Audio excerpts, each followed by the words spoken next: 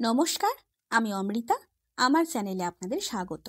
আজ আপনাদের পড়ে শোনাবো প্রভাত কুমার মুখোপাধ্যায়ের লেখা একটি গল্প, রসময়ীর রসিকতা। ক্ষেত্রমোহন বাবুর ৮৮ বর্ষব্যাপী দাম্পত্য জীবন স্ত্রীর সহিত যুদ্ধ বিগ্রহ ও সন্ধি করিতে করিতেই কাটিয়াছে। এমন রণরঙ্গিনী স্ত্রী বঙ্গদেশে প্রায় দেখা যায় না। ক্ষেত্রমোহনের বয়স এখন ৪০ বৎসর। স্ত্রী রসময়ীর বয়স ৩০। রসময়ী এ নাম যে রাখিয়াছিল, বলিহারি তাহার প্রতিভা। তবে রসও তো অনেকগুলি আছে কিনা, এক্ষেত্রে রৌদ্ররস। ক্ষেত্রমোহন একজন বাংলা নবিশ মোক্তার। হুগলিতে থাকিয়া বেশ ২ পয়সা উপার্জন করেন। বাড়ি তাহার হুগলিতে নহে, জেলার মধ্যে কোনো এক পল্লী গ্রামে। তবে কয়েক বৎসর হুগলিতে নিজ বাটি নির্মাণ করিয়া বাস করিতেছেন।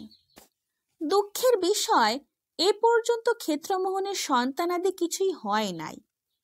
স্ত্রীর যেরূপ বয়স, আর হইবার ভরসাও নাই।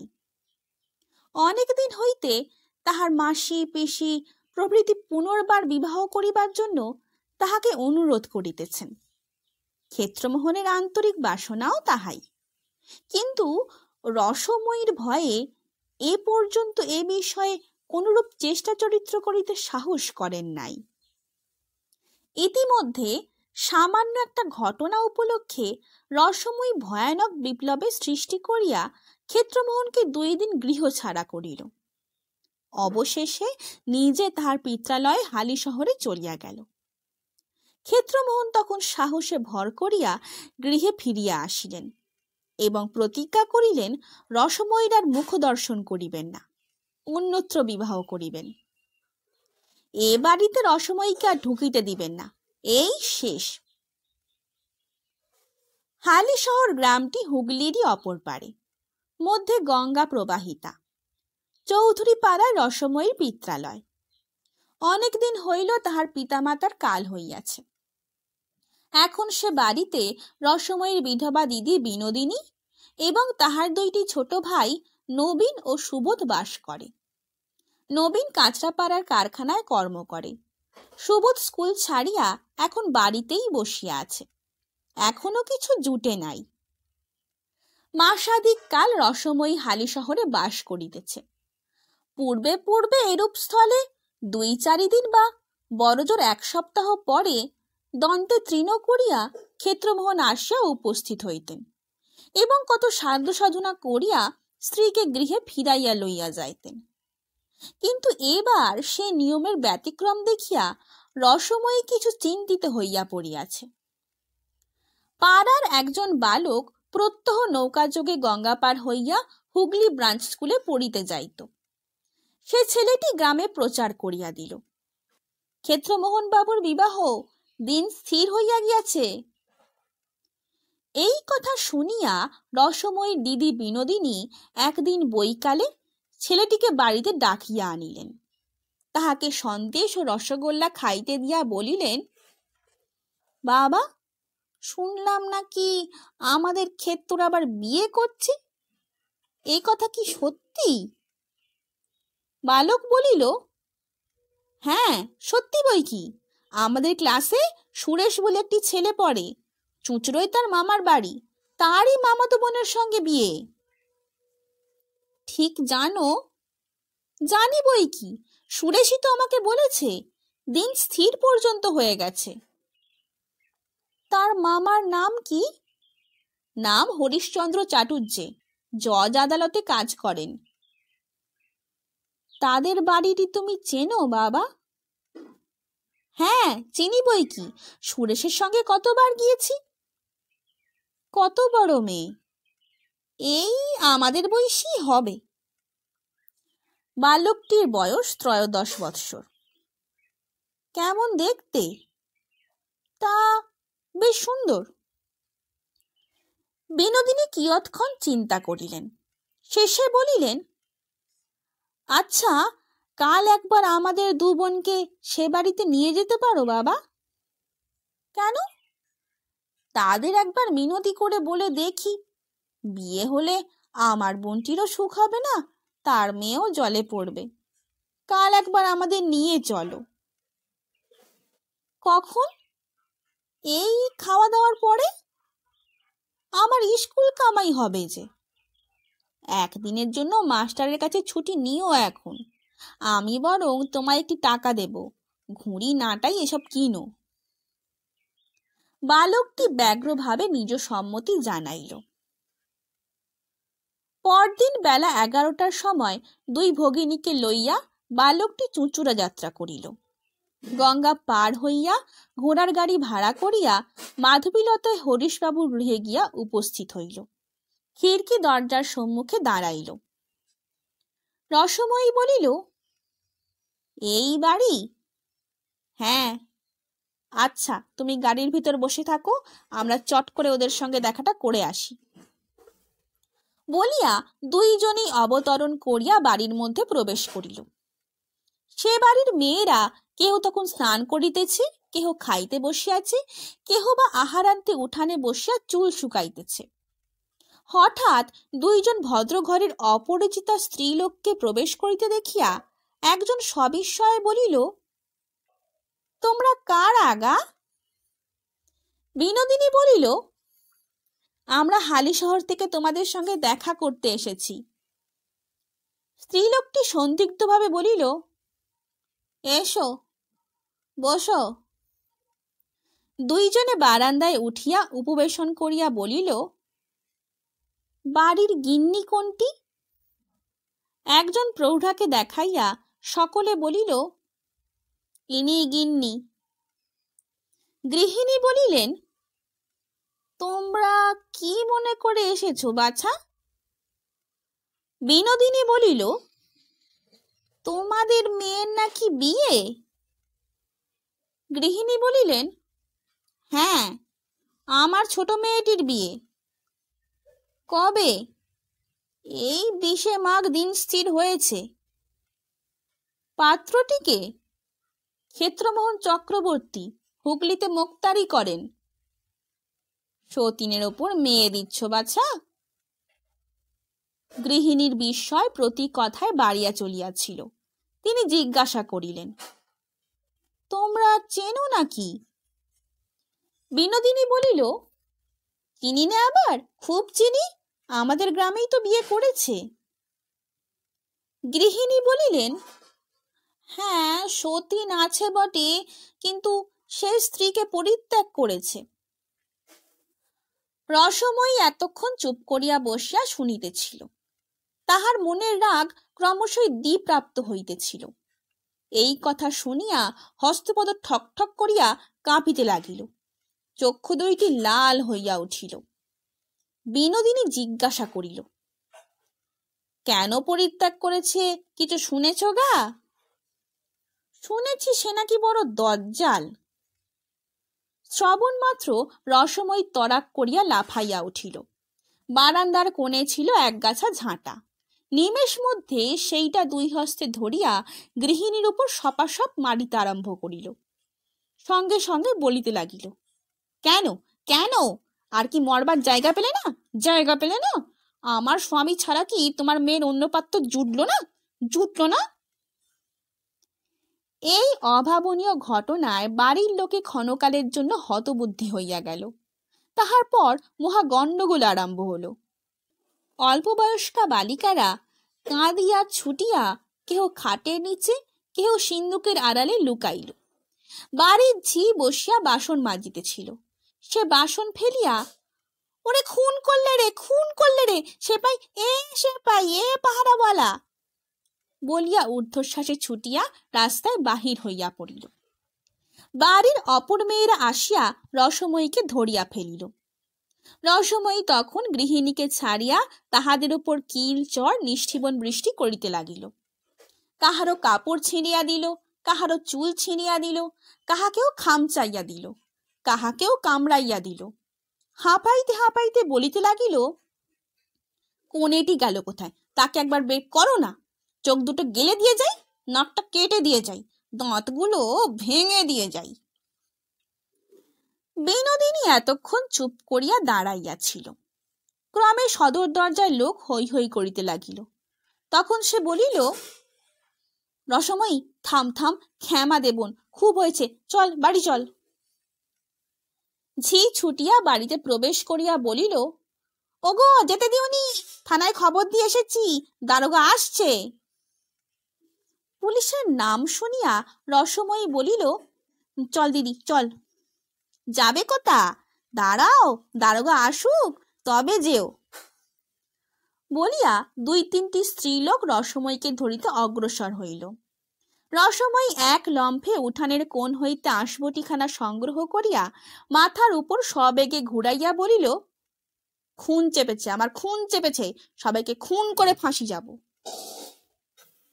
ইহা দেখিয়া সমস্ত স্ত্রীলোক মা গো বলিয়া ছুটিয়া ঘরে ঢুকিয়া দরজা বন্ধ করিয়া দিল। পাহারাওয়ালা, এ পাহারাওয়ালা, আসামি পালায় বলিয়া চিৎকার করিতে করিতে ঝি পুনশ্চ রাস্তায় বাহির হইয়া পড়িল। রসময়ী তখন দিদির সহিত খিড়কি দরজা দিয়া বাহির হইয়া গাড়িতে উঠিয়া বলিল, পারঘাটে চলো। বলা বাহুল্য, হরিশ্চন্দ্রবাবু ক্ষেত্রমোহনকে কন্যাদান করিলেন না। তাহার গৃহিণী বলিলেন, সে খুনে মেয়ে মানুষ, বিয়ে দিলে আমার মেয়েকে খুন করে ফেলবে, তুমি অন্যত্র চেষ্টা দেখো। পরদিন কাছারিতে গিয়া হরিশবাবুর মুখে ক্ষেত্রমোহন সকল কথাই শ্রবণ করিলেন। রাগে তাহার সর্বশরীর জ্বলিতে লাগিল। কাছারি হইতে বাড়ি ফিরিয়া হাত মুখ ধুইয়া অন্তঃপুরে বসিয়া ক্ষেত্রবাবু তামাক খাইতেছিল। এমন সময়ে হঠাৎ ঝড়ের মতো রসময়ী আসিয়া প্রবেশ করিল। কয়েক মুহূর্ত নির্বাক হইয়া ক্ষেত্রমোহনের পানে দৃষ্টিপাত করিল। সেই প্রকার দৃষ্টিপাত যে দৃষ্টিপাতে পূর্বে মুনি ঋষিরা লোককে ভস্ম করিয়া ফেলিতেন। ক্ষেত্রবাবু বলিলেন, কি মনে করে? রসময়ী অসম্ভব সংযমের সহিত উত্তর করিল, একটা শ্রাদ্ধের জোগাড় করতে। তাহার ওষ্ঠযুগল ক্রোধে কম্পিত হইতে লাগিল। তামাক টানিতে টানিতে ক্ষেত্রমোহন বাবু বলিলেন, শ্রাদ্ধটা কার? হরিশ চাটুর্যের মেয়ের আর মেয়ের মার। তাহলে দুটো শ্রাদ্ধ বলো, সঙ্গে সঙ্গে অমনি নিজেরটাও সেরে নিলে হয় না? সেইটা হবে না এখন, বুড়ো বয়সে বিয়ে করছো নাকি শুনলাম। হুঁকা নামাইয়া একটু উত্তেজিত ভাবে ক্ষেত্রমোহন বলিলেন, করছি তো, করব না কেন? তোমার ভয়ে নাকি? রসময়ী চিৎকার করিয়া হাত নাড়িয়া বলিল, করো না, করে একবার মজাটাই দেখো না। কি করবে তুমি?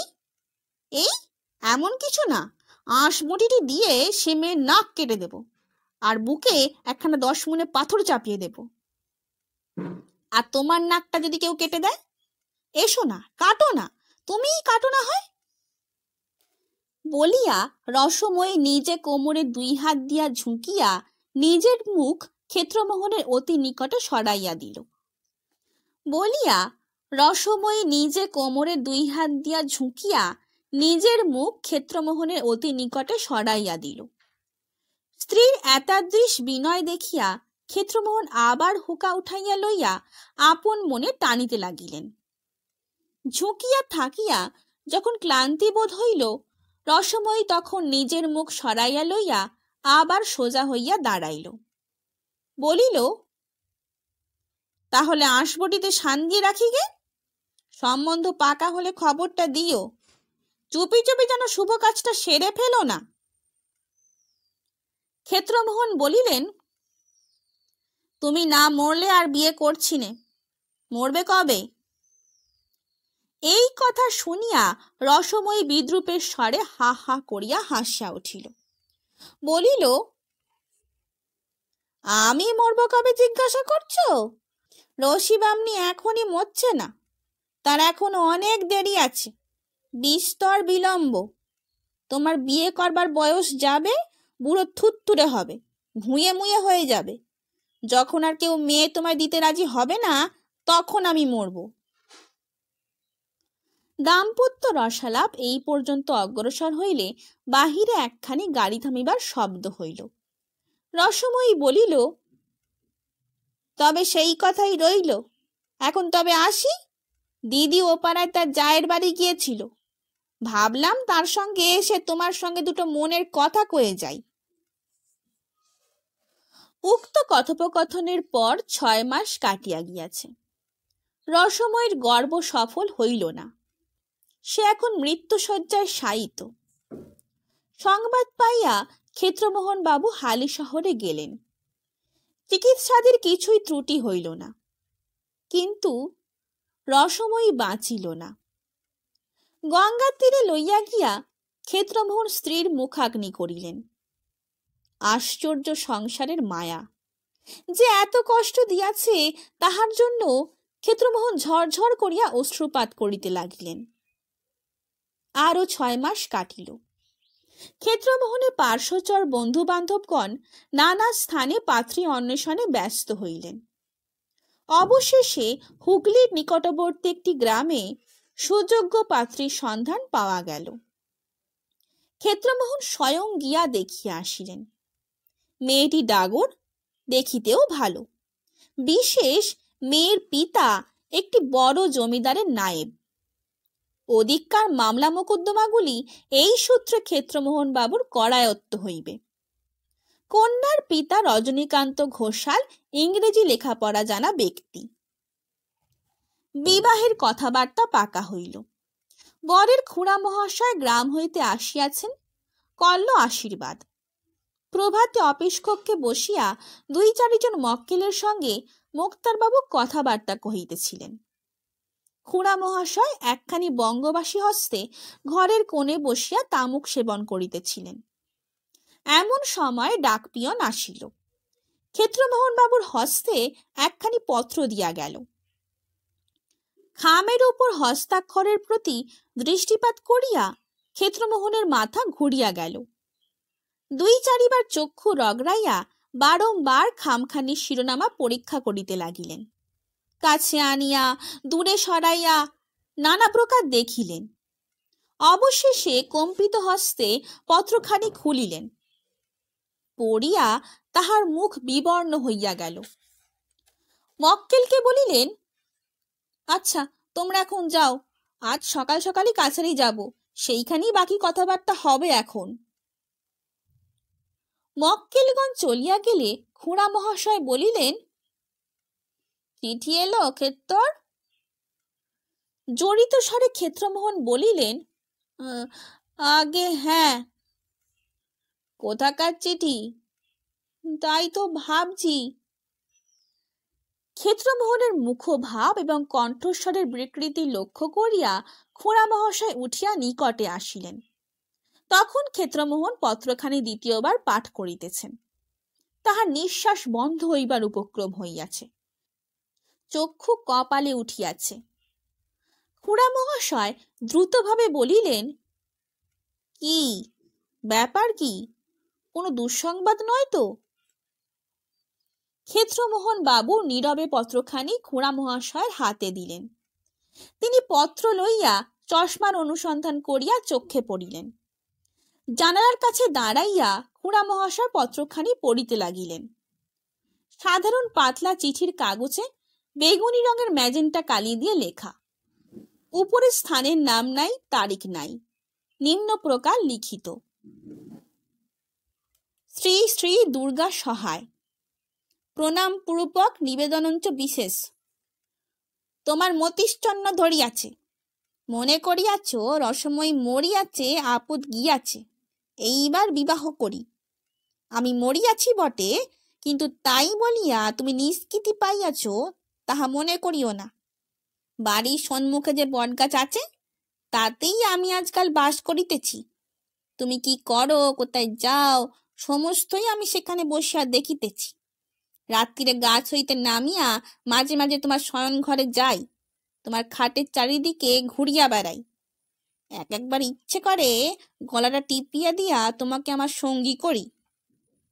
আমার এখানে বড্ড একলা বোধ হয়। আমার চেহারা এখন অতিশয় খারাপ হইয়া গিয়াছে। আমার গায়ের মাংস চামড়া আর কিছুই নাই, খালি হাড় আছে, তাও সাদা নয়। গঙ্গার তীরে আমাকে যে পোড়াইয়াছিলে, তাহাতে হাড়গুলো কালো কালো হইয়া গিয়াছে। যা হোক, নিজের রূপ বর্ণনা নিজের মুখে শোভা পায় না। বিবাহ করিও না, করিলে তোমার নলাটে অশেষ দুর্গতি আছে। রসময়ী। পত্র পড়িয়া খুড়া মহাশয়েরও মুখ কালিমাময় হইয়া গেল। ভীত স্বরে জিজ্ঞাসা করিলেন, এ হাতের লেখা কার, চিনতে পারছ? খুব চিনি, তারই হাতের লেখা। অন্য কেউ জাল করেনি তো? ভগবান জানেন। খুড়া মহাশয় নিকটস্থ চেয়ারে বসিয়া পড়িলেন। কিয়ৎক্ষণ ছাদের কড়িকাঠের পানে চাহিয়া বলিয়া উঠিলেন, জয় রাম, সীতারাম, রাম রাঘব, রাবণারী, রাম রাম রাম রাম রাম। খুড়া মহাশয়কে এতদ অবস্থায় দেখিয়া ক্ষেত্রমোহনের আরো ভয় হইল। বলিলেন, আচ্ছা খুড়োমশাই, ভূত কখন চিঠি লেখে? খুড়া মহাশয় বলিয়া উঠিলেন, ভূত বলতে নেই, ভূত বলতে নেই, উপদেবতা বলো, জয় রাঘব রামচন্দ্র। দুজনেই নির্বাক। অবশেষে খুড়া মহাশয় বলিলেন, দেখো, কারুর বদমাইশি নয় তো? এমনটাই কি হতে পারে? অনেক রকম ভৌতিক উপদ্রবের কথা শুনেছি বটে, কিন্তু এরকম কখনো তো শোনা যায়নি। আচ্ছা, বৌমার হাতের লেখা আগেকার চিঠিপত্র কিছু আছে কি? লেখাটা মিলিয়ে দেখলে হয়। ক্ষেত্রমোহন বলিলেন, পুরানো চিঠি আছে বই কি। বলিয়া বাটির মধ্যে প্রবেশ করিয়া ৪-৫খানা বাহির করিয়া আনিলেন। খুড়া মহাশয় চশমার কাঁচ দুইখানি কোঁচার কাপড়ে ভালো করিয়া মার্জনা করিয়া লইলেন। পরে পত্রগুলি লইয়া অত্যন্ত সাবধানে হস্তাক্ষর মিলাইতে লাগিলেন। অবশেষে সেগুলি টেবিলের উপর ফেলিয়া দীর্ঘ নিঃশ্বাস পরিত্যাগ করিয়া বলিলেন, একই হাতের লেখা তো দেখছি। খামখানি উল্টিয়া পাল্টাইয়া দেখিতে লাগিলেন। ১ পয়সার ৬খানওয়ালা সাদা খাম, তাহাতে একখানি ২ পয়সার টিকিট আঁটা আছে। ক্ষেত্রমোহনের হাতে খামখানি দিয়া বলিলেন, কোথাকার ছাপ দেখো তো। ক্ষেত্রমোহন বাংলা নবিশ মুক্তার হইলেও ইংরেজি ছাপার অক্ষর পড়িতে পারিতেন। ছাপ পরীক্ষা করিয়া বলিলেন, হুগলির ছাপ, কালকের তারিখ। খুড়া মহাশয় চুপ করিয়া বসিয়া রহিলেন। মাঝে মাঝে কেবল অস্ফুট স্বরে বলিতে লাগিলেন, জয় রাম, শ্রীরাম, সীতারাম। কাছারির বেলা হয় দেখিয়া মোক্তারবাবু স্নান করিয়া আহারে বসিলেন, কিন্তু কিছুই খাইতে পারিলেন না। রান্নাঘরের বারান্দায় যেখানে বসিয়া তিনি আহার করিতেছিলেন, সেখান হইতে বটগাছটার অগ্রভাগ দেখা যায়। খান আর মাঝে মাঝে সেই বটগাছটার পানে চাহেন। এক সময় একটা গাছের ডাল খড়খড় করিয়া নড়িয়া উঠিল। কাহার যেন হাসির শব্দ শোনা গেল। ক্ষেত্রমোহন বাবুর আর খাওয়া হইল না, উঠিয়া পড়িলেন। মুখ প্রক্ষালন করিয়া বাহিরে আসিয়া বটগাছটার পানে চাহিয়া রহিলেন। ২-৩টা কাঠবেড়ালি ডালে ডালে পরস্পরকে তাড়া করিয়া ফিরিতেছে। গোটা কত কাক উচ্চ শাখায় বসিয়া জাতীয় সঙ্গীত গাহিতেছে। ইহা ভিন্ন আর কিছুই দেখিতে পাইলেন না। সেই দিন সন্ধ্যাবেলা ক্ষেত্রমোহনের শয়নকক্ষে খুড়া ভাইপো বসিয়া কথোপকথন করিতেছিলেন। দিবসে খুড়া মহাশয় কপাটির বাহিরে এবং ভিতরের দেওয়ালময় রাম নাম লিখিয়া দিয়াছেন।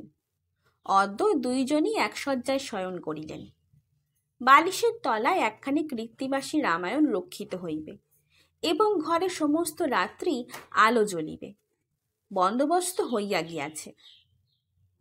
ক্ষেত্রমোহন বলিলেন, তাহলে খুড়ো, কি করা যায়? বিবাহটা বন্ধ করে দেওয়া যাবে? খুড়া মহাশয় বলিলেন, আমি তো তার দরকার দেখছি না। যদি কোনো উপদ্রব অত্যাচার হয়? খুড়া মহাশয় কিয়ৎকাল চিন্তা করিলেন, শেষে বলিলেন, ভয়ের কোনো কারণ দেখি নে। ওই যে বলেছে ইচ্ছা করে তোমার গলাটা টিপে দিই। না, তা পারবে না, হাজার হোক স্বামী তো বটে। আর যে বলেছে বিয়ে করো না, করলে তোমার অশেষ দুর্গতি হবে। অশেষ দুর্গতি হবে তার মানে নাও হতে পারে যে আমি তোমার অশেষ দুর্গতি করব। ওর মানে বোধহয় এই যে অধিক বয়সে বিবাহ করিলে যে সমস্ত সাংসারিক অশান্তি উপস্থিত হয়, তাই তোমারও অদৃষ্টে ঘটবে।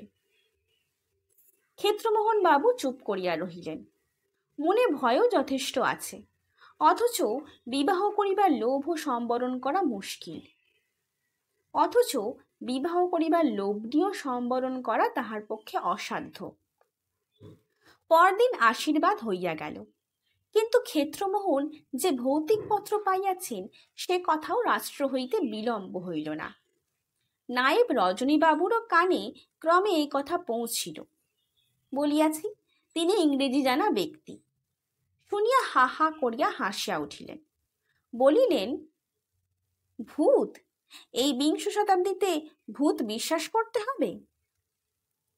বিবাহের দিন স্থির হইয়াছে 8ই ফাল্গুন। আর 5 দিন মাত্র বাকি আছে। উভয় পক্ষ হইতে সমস্ত আয়োজনাদি হইতেছে। বিকালে বৈঠকখানায় ক্ষেত্রবাবু জনকয়েক বন্ধু বান্ধব সহ বসিয়াছিলেন। ইহাদের মধ্যে একজন সরকারি উকিল, নাম মনোহর বাবু। লোকটির বয়স 40 পার হইয়াছে। চোখে সোনার চশমা, মাথায় ঝাঁকড়া চুল, মুখমণ্ডল প্রচুর গোঁফদাড়িতে আবৃত, হাতে বড় বড় নখ। এক কথায় লোকটা থিওজফিস্ট। ক্ষেত্রবাবুর ভৌতিক পত্র প্রাপ্তির সমাচার অবগত হইয়া অবধি মনোহরবাবু ইহার সঙ্গে একটু ঘনিষ্ঠতা স্থাপন করিয়া লইয়াছেন। অপর একজন নব্য যুবক, নাম সুরেন্দ্রনাথ। ইনি এলে ফেল করা শিক্ষিত মোক্তার, বিস্তর ইংরেজি উপন্যাস পাঠ করিয়াছেন। সুরেন্দ্রনাথ বলিলেন, ক্ষেত্রবাবু, একটা কথা আমার মনে হচ্ছিল। অনেক উপন্যাসে পড়া গেছে একটা দুর্ঘটনা ঘটে গেল, যেমন রেলে কলিশন বা নৌকাডুবি বা আর কিছু।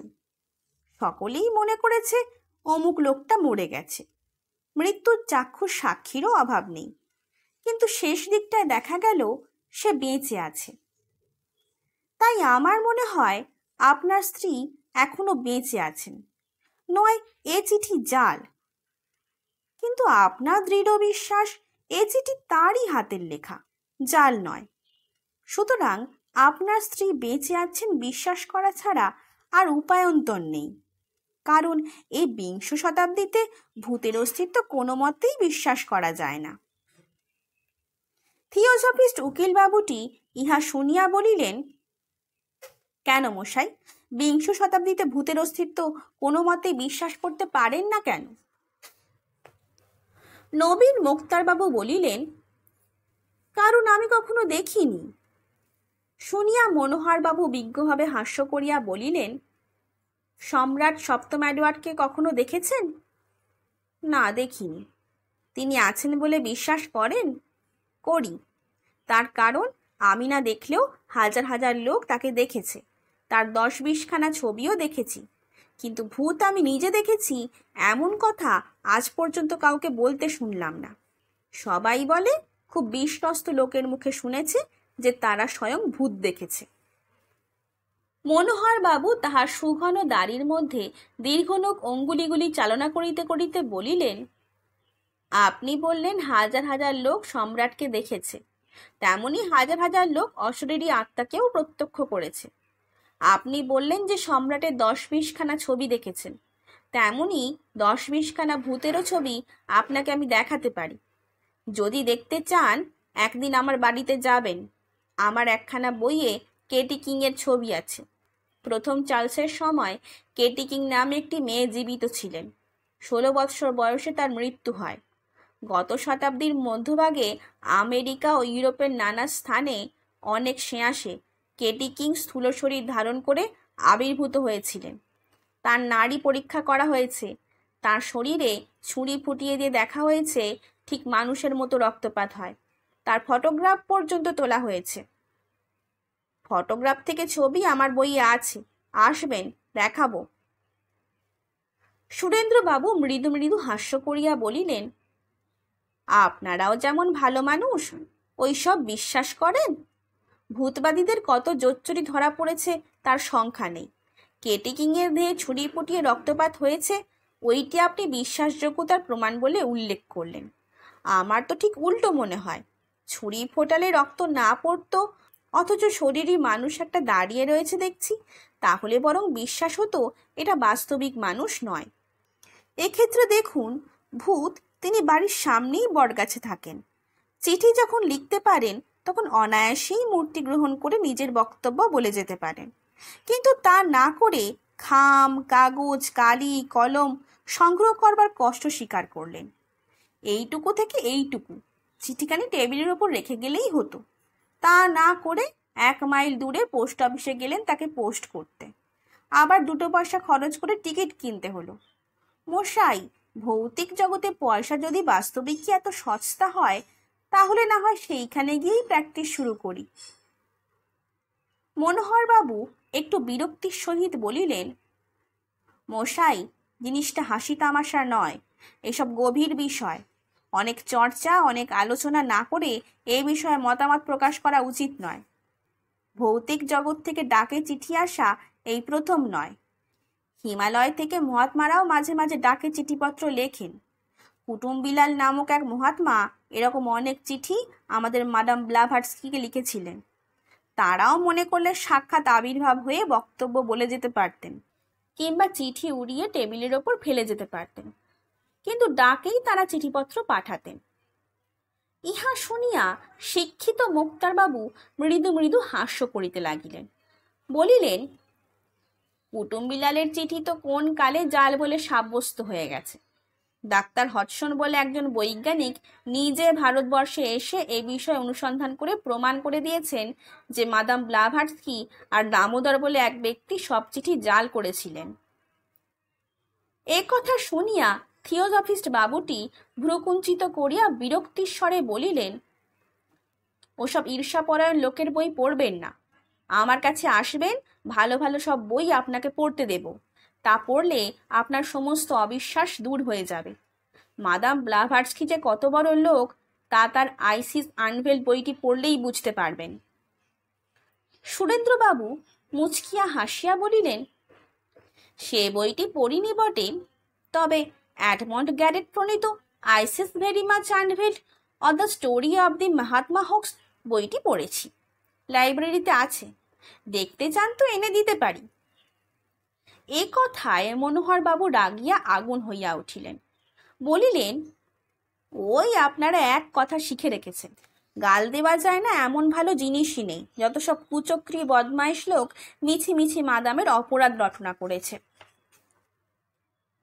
এমন সময় বাইরে শব্দ উত্থিত হইল, বাবু, চিঠি আছে। পর মুহূর্তে ডাকপ্রিয়ন প্রবেশ করিয়া ক্ষেত্রবাবুর হাতে একখানি পত্র দিল। পত্রখানি হাতে লইয়াই ক্ষেত্রমোহন বাবুর চক্ষু স্থির হইয়া গেল। বলিলেন, মশাই, আবার সেই।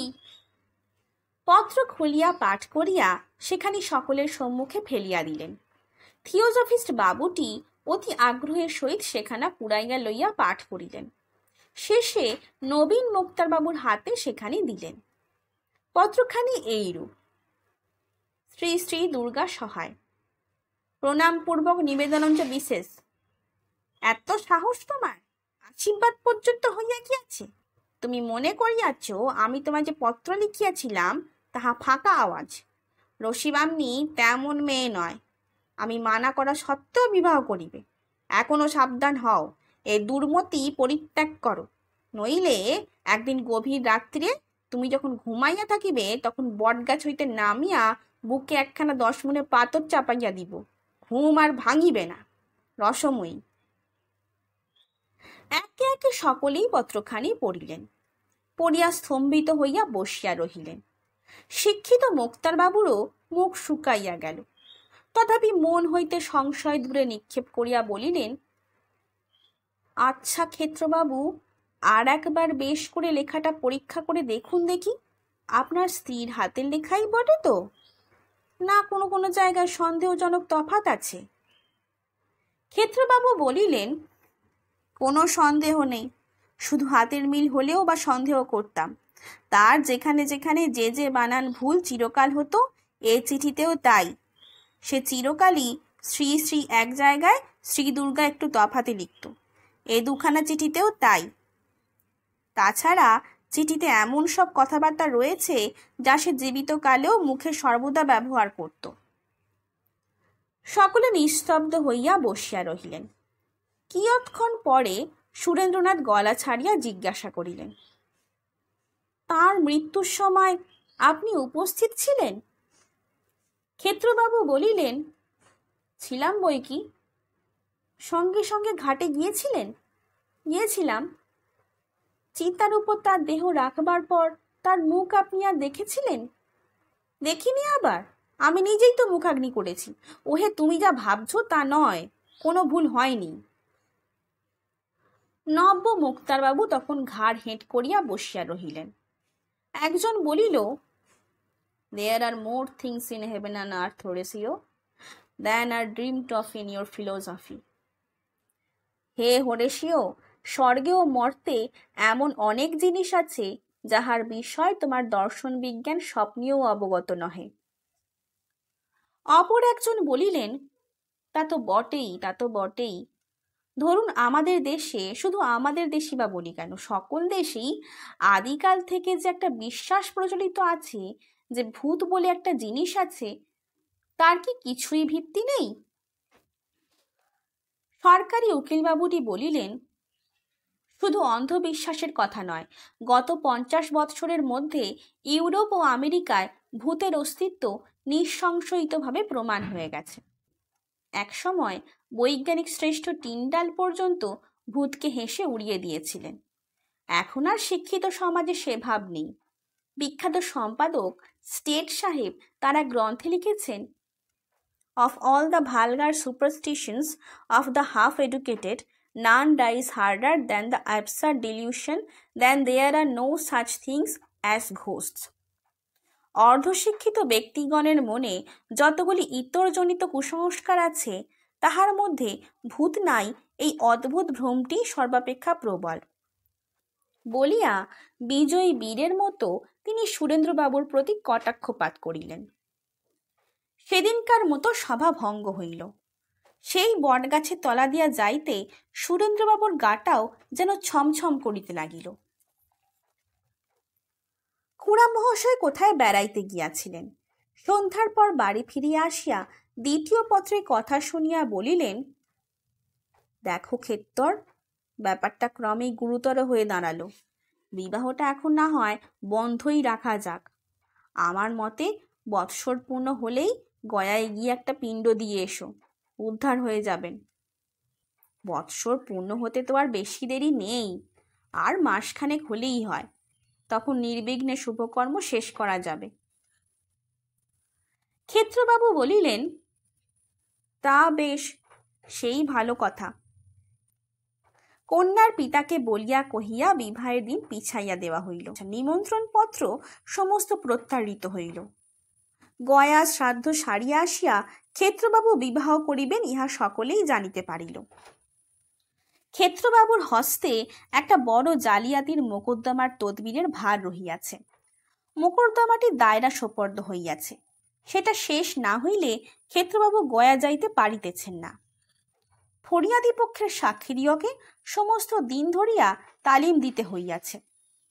মোকদ্দমার পূর্বদিন সন্ধ্যাবেলা কাছারি হইতে ফিরিবার সময় রসময়ী তৃতীয় পত্র ক্ষেত্রবাবুর হস্তগত হইল।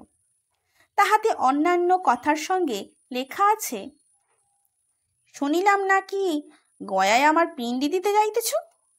ভাবিয়াছ বুঝি পিণ্ডি দিলে আমি উদ্ধার হইয়া যাইব, তখন স্বচ্ছন্দে বিবাহ করিবে।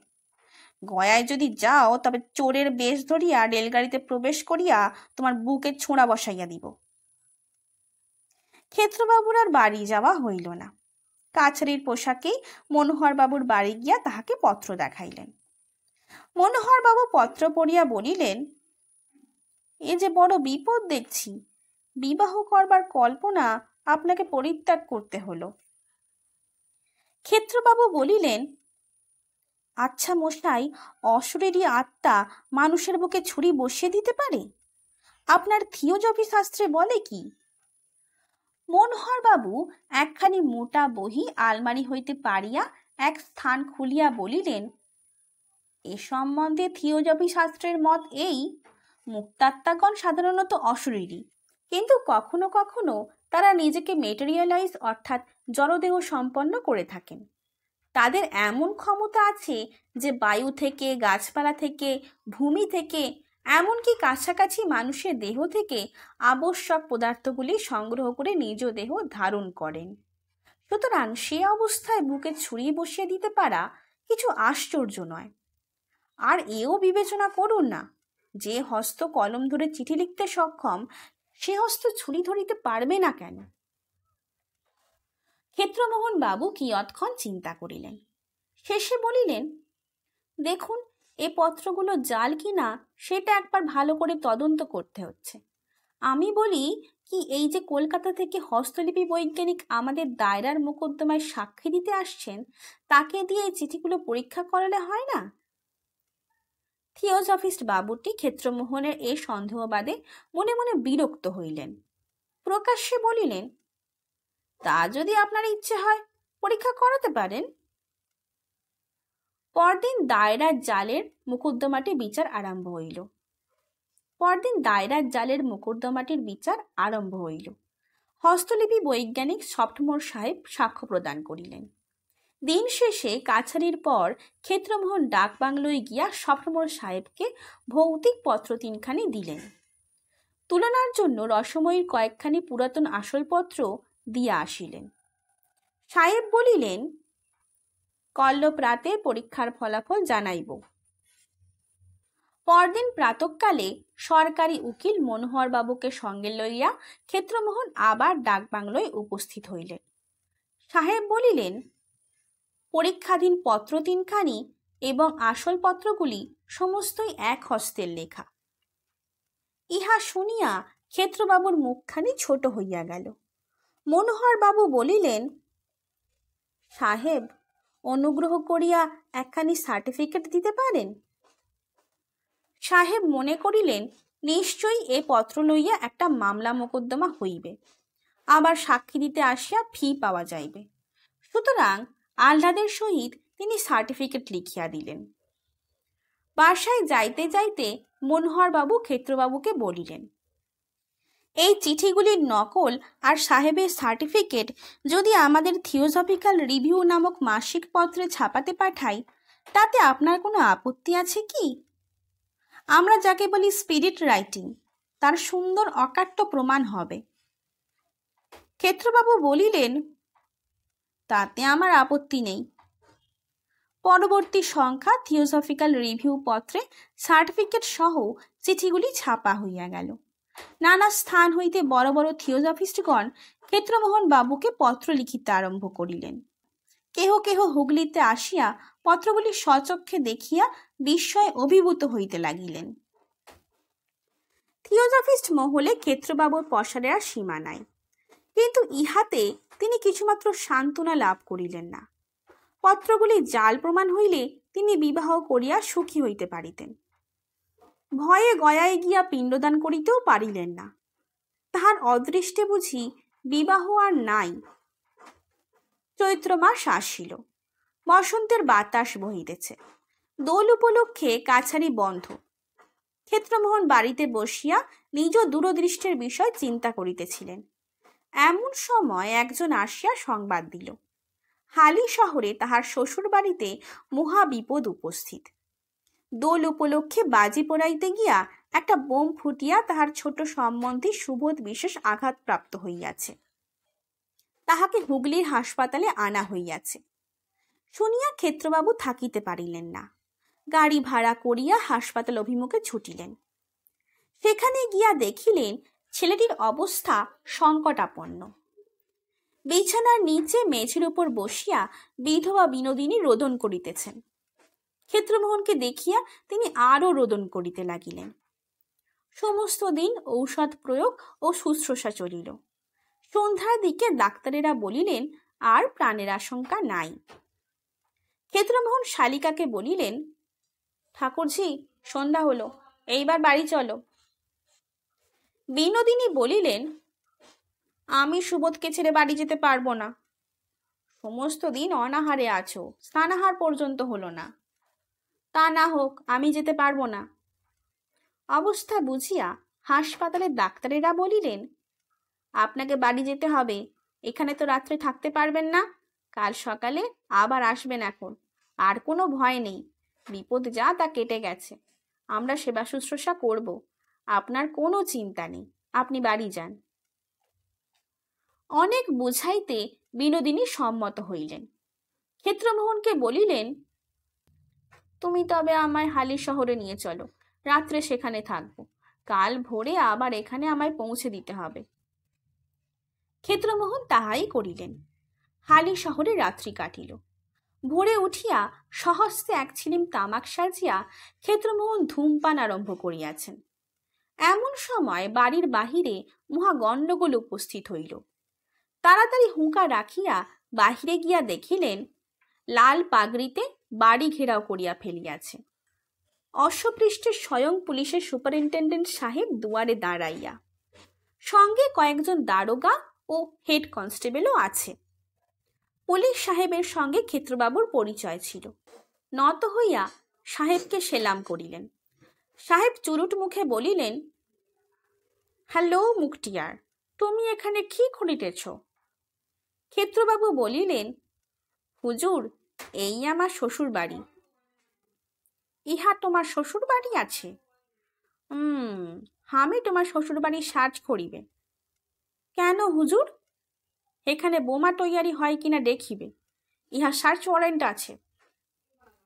বলিয়া সাহেব সার্চ ওয়ারেন্ট খানি ক্ষেত্রবাবুর হস্তে প্রদান করিলেন।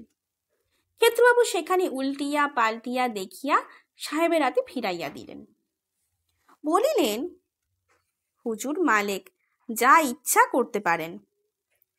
সাহেব বলিলেন, স্ত্রীলোকগণকে লুকাইয়া রাখো। পুলিশ গৃহমধ্যে প্রবেশ করিল। স্ত্রীলোকের মধ্যে কেবল বিনোদিনী। তিনি পুলিশের ভয়ে কোথাও লুকাইবার প্রয়োজন দেখিলেন না। হরিনামের মালাটি হাতে করিয়া উঠানের তুলসীতলায় বসিয়া রহিলেন। খানা তল্লাশি আরম্ভ হইল। বন্দুক, বারুদ, ডিনামাইট, বোমা, বর্তমান রণনীতি, যুগান্তর, গীতা, দেশের কথা, রিভিউ অব রিভিউস প্রভৃতি কিছুই বাহির হইল না।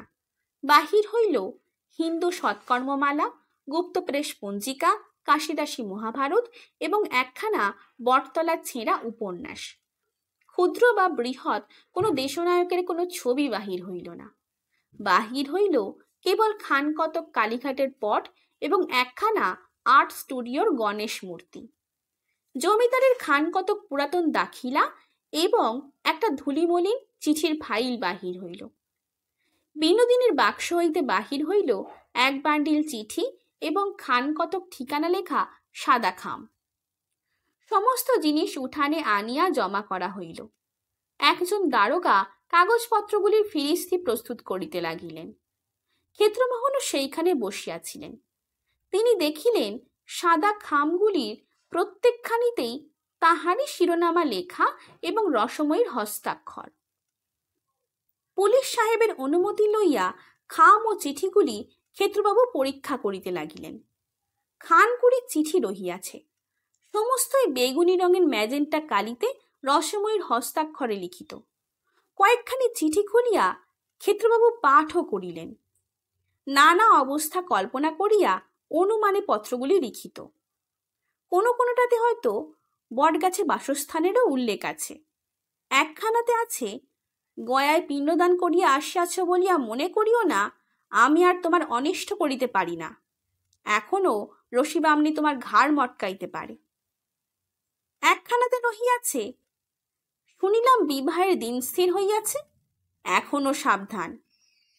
একখানাতে আছে, করল তোমার বিবাহ, এত মানা করিলাম কিছুতেই শুনিলে না, আচ্ছা বাসর ঘরে আগুন জ্বালাইয়া তোমাকে ও তোমার বধূকে পোড়াইয়া মারিব। সমস্ত ব্যাপারটা দিনের আলোর মতো তখন ক্ষেত্রমোহনের নিকট পরিষ্কার হইয়া গেল। বিনোদিনী তুলসীতলায় বসিয়া সমস্ত দেখিতেছিলেন। ক্ষেত্রমোহন বলিলেন, ঠাকুরঝি, এসব কি? ঠাকুরঝি আপন মনে মালা জপ করিয়া যাইতে লাগিলেন। শুনছিলেন প্রভাত কুমার মুখোপাধ্যায়ের লেখা একটি গল্প, রসময়ী রসিকতা।